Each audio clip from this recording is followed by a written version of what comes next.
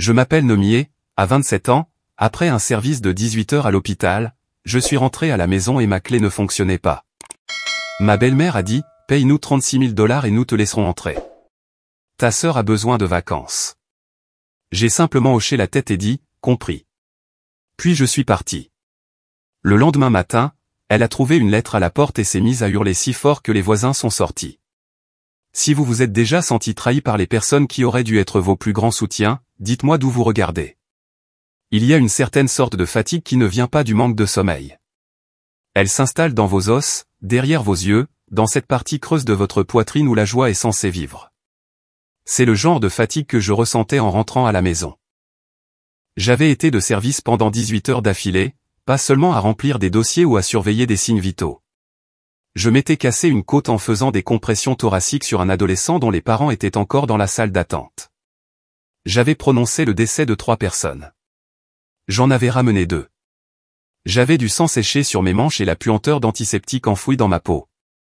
Ce que je voulais non, ce dont j'avais besoin c'était une douche, un repas tranquille, et peut-être 4 heures de sommeil avant de devoir retourner à l'hôpital le matin. C'était tout. C'était toute ma liste de souhaits. Alors, quand je suis arrivé dans l'allée et que ma clé n'entrait pas, mon cerveau n'a même pas pu le traiter au début. Je les tournais à nouveau, les secouais, les fixais comme si elles pouvaient s'excuser. Puis la porte s'est ouverte. Ma belle-mère se tenait là en pantalon de yoga et en débardeur taché de vin, tenant son téléphone dans une main et une attitude dans l'autre. Oh, a-t-elle dit, comme si elle avait oublié mon existence. Tu es rentré tôt. Derrière elle, ma demi-sœur se prélassait sur le canapé dans mon sweat à capuche, faisant défiler TikTok comme si l'endroit lui appartenait. Son petit ami, qui n'avait pas travaillé un seul jour depuis son emménagement, était à mi-chemin d'un sac de chips que j'avais acheté. La clé ne fonctionne pas, ai-je dit. C'est exact, a-t-elle répondu. Nous avons changé les serrures. Le loyer a augmenté. Tu veux rester ici? C'est 36 000 $, les arriérés de loyer plus les charges. Ta sœur a besoin de vacances. Et franchement, tu es médecin. Tu peux te le permettre. Elle l'a dit comme si elle me faisait une faveur. Je suis resté là, tenant mon sac de sport, mes chaussures collant au paillasson. Je n'ai rien dit pendant un moment, je l'ai juste regardé. Vraiment regardé. La femme que mon père a épousée alors que j'apprenais encore à me tresser les cheveux, celle qui m'a dit de l'appeler Lisa parce que belle-mère semblait trop formelle mais qui ne m'a jamais traité comme un membre de la famille. Est-ce que papa a approuvé ça, ai-je demandé. Elle a souri d'un air narquois. Ton père est à l'étranger. C'est ma maison quand il est parti. C'est moi qui fais les règles. J'ai regardé par-dessus son épaule dans le salon. Mes vieux manuels scolaires étaient empilés sur le sol, toujours au même endroit où je les avais laissés. Mon nom était toujours sur certaines des factures de service public. Je les avais payées le mois dernier. Compris, ai-je dit. J'ai hoché la tête une fois, je me suis retourné et je suis retourné à ma voiture. Je n'ai pas claqué la porte, je n'ai pas crié, j'ai juste conduit dans la nuit, la douleur dans ma poitrine plus vive que n'importe quel service que j'avais fait. J'ai dormi dans la salle de garde de l'hôpital sur un matelas en plastique enveloppé dans une couverture rêche qui sentait le désinfectant. Et pendant que je dormais d'un sommeil agité et léger, ils célébraient, trinquant probablement avec du vin en cubi à leur idée de génie de m'extorquer. Peut-être que ma demi-sœur a posté quelque chose en ligne, un TikTok avec une légende mesquine sur la façon dont les profiteurs ne sont pas logés gratuitement pour toujours. Ce qu'ils ne savaient pas, c'est que j'attendais ce moment depuis des années. Le lendemain matin, alors qu'il dormait encore, probablement en train de soigner des gueules de bois et des illusions, je suis retourné en voiture, j'ai frappé une fois, puis j'ai déposé l'enveloppe en plein centre du paillasson où elle serait sûre de la voir. Puis je me suis garé plus loin dans la rue et j'ai attendu. 15 minutes plus tard, pile à l'heure car elle vérifiait toujours le perron vers 9h02 comme une horloge, la porte d'entrée a grincé. Lisa est sortie en pantoufles duveteuses, tenant une tasse qui disait le maman numéro 1 en paillettes écaillées. Elle s'est penchée, a ramassé l'enveloppe, l'a ouverte et a hurlé. Pas un hoquet aigu, pas un cri de surprise, un cri à plein poumon, à vous glacer l'âme, un cri de « quelqu'un est mort ». Des lumières se sont allumées dans la maison d'en face. Un chien s'est mis à aboyer. Des rideaux ont bougé. Les voisins sont sortis. De la sécurité de ma voiture, j'ai regardé son visage se tordre, rage, panique, confusion, comme si quelqu'un venait de lui dire que le monde allait finir. Elle a appelé sa fille. Ma demi-sœur est sortie en titubant, plissant les yeux au soleil, a jeté un coup d'œil au papier et s'est mise à crier.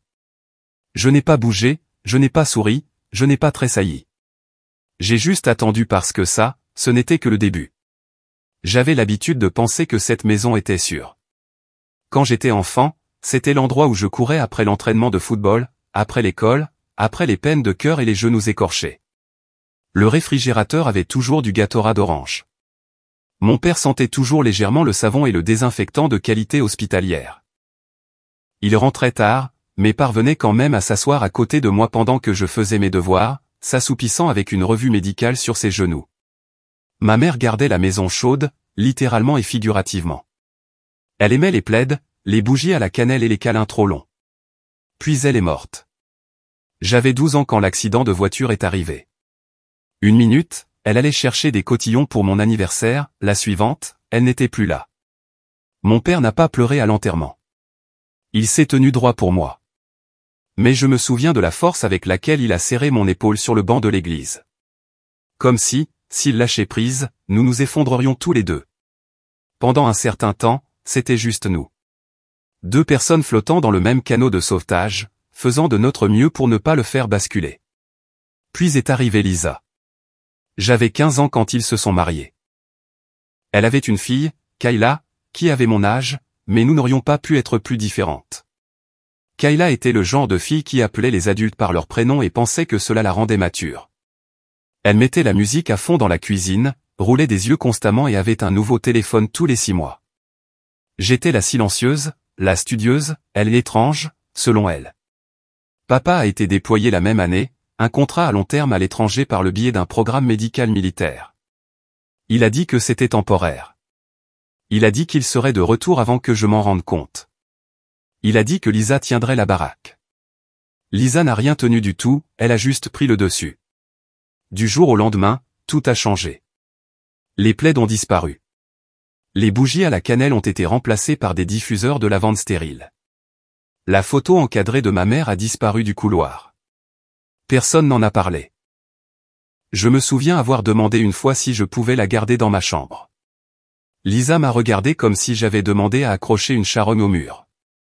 Ne penses-tu pas qu'il est temps que nous passions tous à autre chose? Ce qu'elle voulait dire, c'était, ne penses-tu pas qu'il est temps que j'efface complètement ta mère?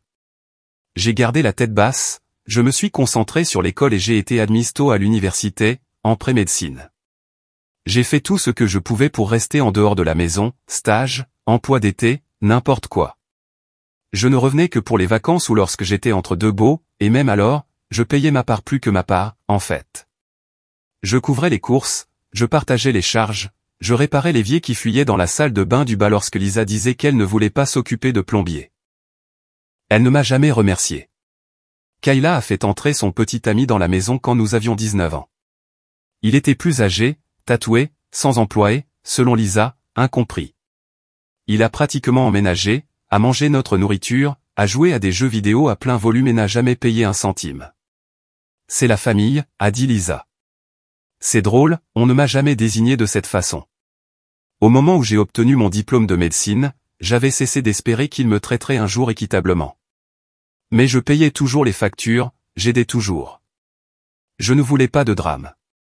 Je ne voulais pas de confrontation. Je voulais la paix. Et je pensais que peut-être, si j'étais assez généreuse, assez silencieuse, ils me laisseraient tranquille. Ils ne l'ont pas fait. Dès que j'ai commencé à gagner un vrai salaire, c'est comme si quelqu'un avait actionné un interrupteur. Soudain, chaque conversation au dîner est devenue une question d'argent. Lisa laissait tomber des commentaires passifs-agressifs sur le coût d'élever des filles et sur le fait que j'avais vécu ici gratuitement pendant si longtemps. Puis c'est devenu moins passif, plus agressif. Elle a commencé à me demander si j'envisagerais de contribuer un peu plus, même si je payais déjà plus que quiconque. Elle a mentionné que Kayla n'avait jamais eu de vraies vacances et qu'elle méritait une pause. Puis un soir, alors que je réchauffais au micro-ondes des restes que j'avais achetés, elle m'a carrément demandé de payer un loyer rétroactif pour toutes les années que j'avais vécues sous son toit. Kayla a ajouté depuis le canapé, c'est juste. Tu es médecin maintenant. Je n'ai pas répondu, je suis resté là à regarder le lasagne tourner lentement dans le micro-ondes, pensant à quel point il était surréaliste de se faire racketter financièrement dans sa propre cuisine. Quelques jours plus tard, les serrures ont été changées. Et c'est là que je leur ai donné la lettre. Elle n'était pas en colère. Elle n'était pas émotive. C'était juste des affaires, un avis d'expulsion propre et formel agrafé à une copie de l'acte de propriété à mon nom. Ce qu'ils ne savaient pas, ce qu'ils n'ont jamais demandé, c'est que la maison m'avait été légalement transférée à mes 21 ans. Mon père l'avait achetée avant d'épouser Lisa. C'était la sienne en pleine propriété, et il me l'a donnée en fiducie, discrètement, sans un mot à elle. Juste au cas où, avait-il dit. Je veux que tu sois protégé, quoi qu'il arrive. Je ne m'en suis jamais vanté, je ne l'ai jamais utilisé comme moyen de pression. J'ai continué à payer les factures, à faire profil bas, pensant que peut-être un jour ils me traiteraient comme un membre de la famille. Au lieu de cela, ils ont changé les serrures et ont exigé 36 000 $. Alors, je leur ai donné 30 jours pour partir. Ils ne l'ont pas bien pris. Dès que Lisa a vu la lettre, son cri a résonné dans toute la rue. Kayla est arrivée en courant, lui a arraché les papiers des mains et a crié quelque chose que je n'ai pas pu entendre de la voiture, mais à en juger par l'expression de son visage, ce n'était pas un merci. Ils n'y ont pas cru. Nous allons appeler un avocat, je l'ai entendu dire plus tard dans un message vocal. C'est un faux. Tu l'as fait faire. Tu te crois maligne, mais tu ne le es pas et puis sont venus les textos, comment as-tu pu nous faire ça? C'est une trahison. Après tout ce que nous t'avons donné. Ton père sera mis au courant. Je n'ai pas répondu parce que cette maison n'a jamais été la leur. Ils n'ont tout simplement jamais pensé que le jour viendrait où j'arrêterais de faire semblant. En attendant, j'ai logé chez un ami de la fac de médecine, Jordan. Le genre de gars qui a toujours de la poudre de protéines dans le mixeur et qui ne pose jamais trop de questions. Je lui ai raconté les grandes lignes, problèmes familiaux, situations temporaires. Il m'a offert la chambre d'amis, m'a tendu une couverture et a dit, cool. Ne me vole juste pas mes chaussettes. Les appels n'ont pas cessé. Lisa, Kayla, même le petit ami, tous se relayaient sur le manège de la culpabilité. Tu vas vraiment mettre ta propre famille à la porte? Nous nous sommes occupés de toi quand personne d'autre ne le faisait. Après tout ce que nous t'avons donné. Ce qui était drôle parce que j'ai beau me creuser la tête, je ne me souviens pas d'une seule fois où Lisa m'ait donné quelque chose qui ne soit pas assorti de conditions, d'un regard de travers ou d'un commentaire désobligeant. Sauf si l'on compte l'anxiété, qu'elle donnait gratuitement. J'ai ignoré les appels. J'ai laissé les textos s'accumuler. Je me suis dit qu'ils allaient fulminer pendant quelques jours et puis se taire. Faux. Lisa a changé de tactique. Elle est allée en ligne. Une publication vague sur Facebook est apparue 2 jours plus tard. C'est un triste jour quand quelqu'un que vous avez élevé vous tourne le dos. Certaines personnes oublient qui les a nourris toutes ces années. Subtil, du grand journalisme. En quelques heures, ses amis de lycée étaient dans les commentaires avec des mains en prière et des émojis de vin. Kayla a renchéri avec un TikTok qui disait, point de vue, ta sœur t'expulse parce que tu lui as demandé de payer un loyer pour une fois dans sa vie. Elle a ajouté un visage triste et un clip audio tendance pour plus de saveur. J'ai reçu des textos de parents éloignés dont je n'avais pas entendu parler depuis des années. Est-ce que tout va bien avec Lisa? Elle dit que tu es agressive. Elle a mentionné des avocats. Qu'est-ce qui se passe? Je n'ai pas répondu à cela non plus. Au lieu de cela, j'ai envoyé un dossier à mon avocat. Une copie de la fiducie, de l'acte de transfert, de l'avis d'expulsion, des captures d'écran de la publication Facebook de Lisa et du TikTok de Kayla. Ensuite, j'ai ouvert un nouveau dossier intitulé Preuves et j'ai commencé à tout sauvegarder. Ils étaient en train de perdre le contrôle, et je documentais tout. Quelques jours après la lettre, Lisa a de nouveau appelé.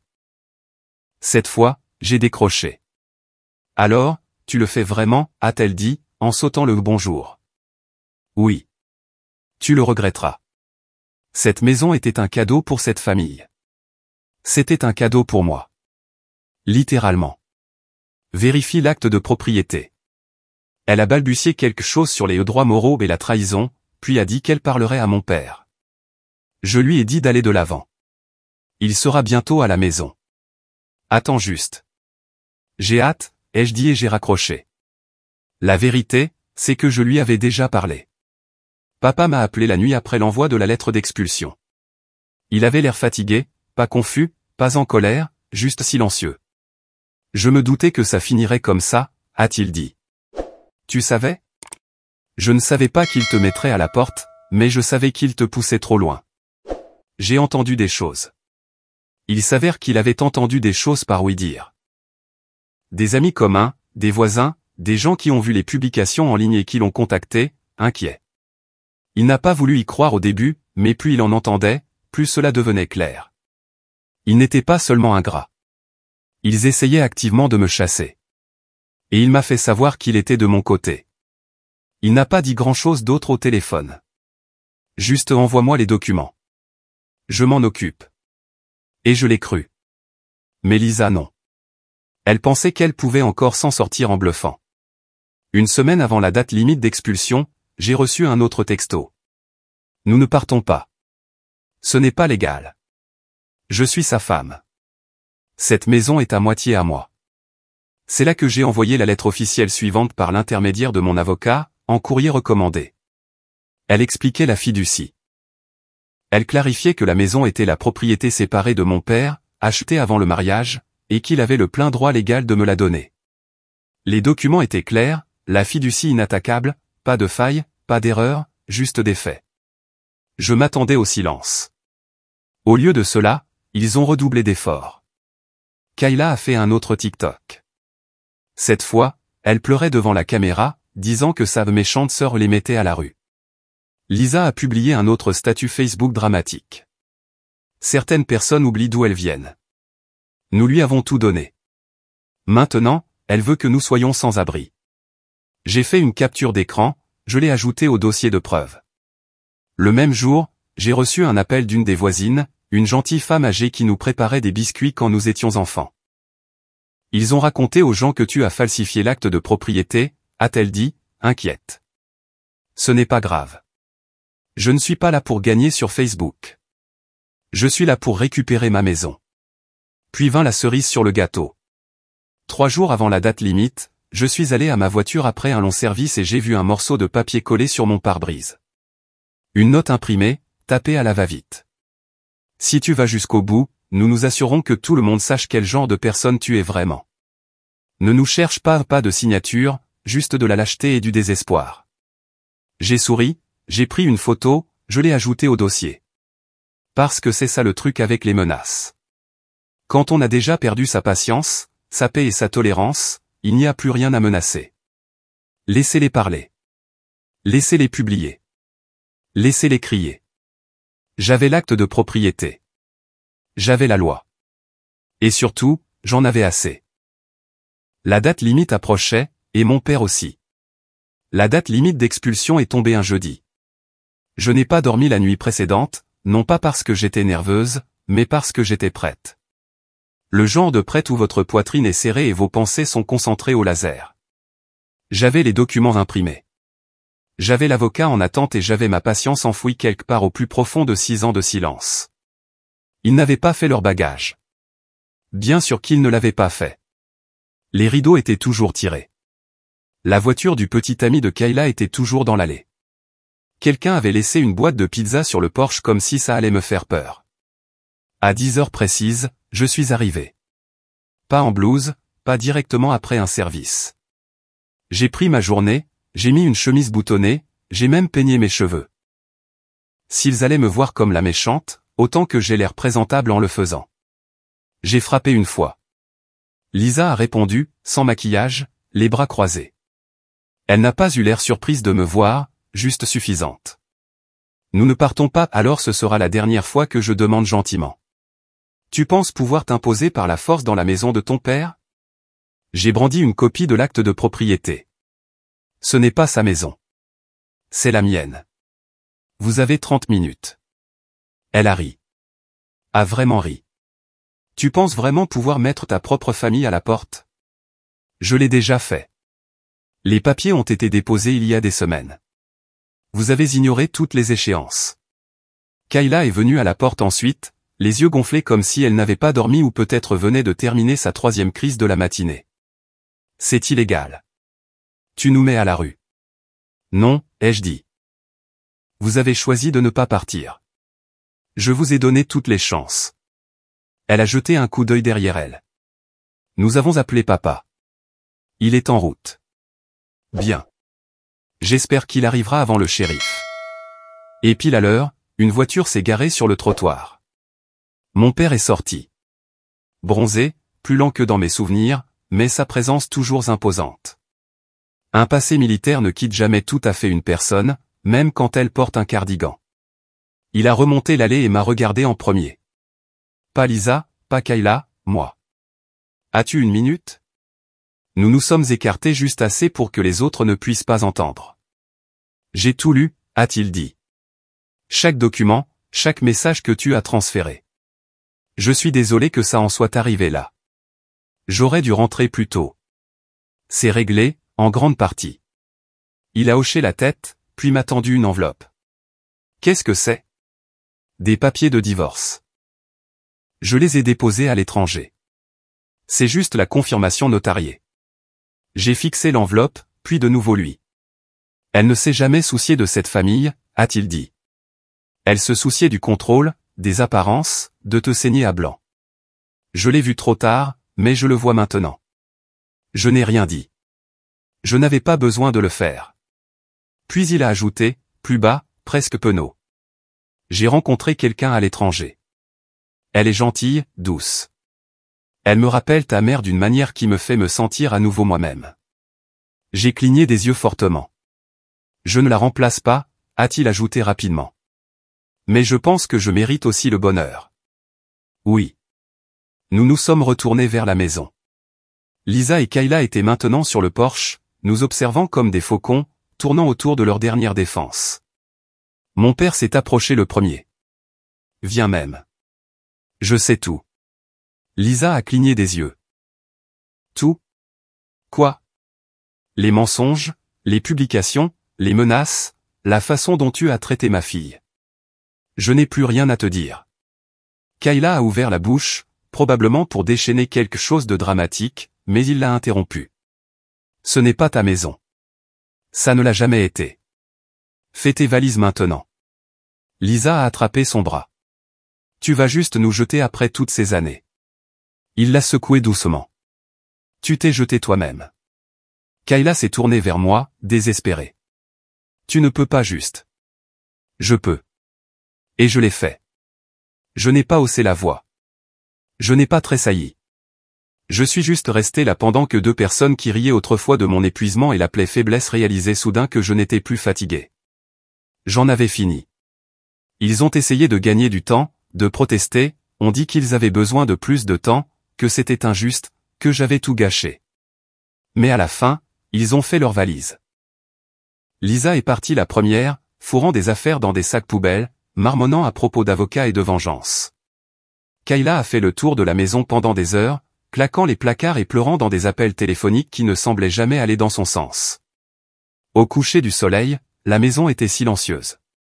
À minuit, elle était de nouveau à moi. J'ai marché de pièce en pièce pieds nus, toutes les lumières allumées. Non pas parce que j'avais besoin de voir, mais parce que je le pouvais. Parce que pour la première fois depuis des années, l'espace ne me semblait pas être un piège. Il me semblait être une maison. Pas de tension dans les murs. Pas de faux sourires à table. Pas de culpabilité d'exister. Juste du calme. Juste de la paix. J'ai préparé du café à 2 heures du matin parce que personne ne pouvait se plaindre du bruit. Je me suis tenu sur le porche avec une couverture sur les épaules et j'ai regardé la rue que Lisa prétendait autrefois être son royaume. Elle semblait plus petite maintenant, moins menaçante, comme quelque chose que j'avais finalement dépassé. Et quand je me suis retourné, je n'ai pas vu les fantômes de vieilles disputes ou de rage à moitié ravalées. J'ai vu des possibilités. Des sols propres, des murs vides, de l'espace pour respirer, ma maison, mes règles, ma paix. Cela fait 6 mois. Kayla a emménagé avec les parents de son petit ami. Ça n'a pas duré longtemps. D'après ce que j'ai entendu, ils les ont mis tous les deux à la porte au bout de quelques semaines. Quelque chose à propos de factures, d'attitude, et de rester debout toute la nuit à crier sur des joueurs de Xbox à travers le casque. Lisa a essayé de poursuivre en justice. Elle a perdu. Puis elle a essayé de culpabiliser mon père. Ça n'a pas marché non plus. Il vit à l'étranger à plein temps maintenant, plus heureux, en meilleure santé, avec quelqu'un qui le respecte vraiment. Il m'a dit le mois dernier qu'il ne s'était pas senti aussi paisible depuis des décennies. Quant à moi, je travaille toujours de longues heures. Mais maintenant, quand je rentre à la maison, la clé fonctionne. Le frigo est à moi. Le silence est à moi. Personne ne demande d'argent. Personne ne claque les portes. Personne ne prétend que je leur dois d'exister. Parfois, la nuit, je me surprends à attendre la prochaine demande, comme si j'étais encore programmé pour m'y attendre. Mais elle ne vient jamais. Ils sont partis et je suis libre. Mais soyez honnête, suis-je allé trop loin? Auriez-vous fait la même chose? Dites-le moi dans les commentaires. Et si vous voulez plus d'histoires comme celle-ci, abonnez-vous.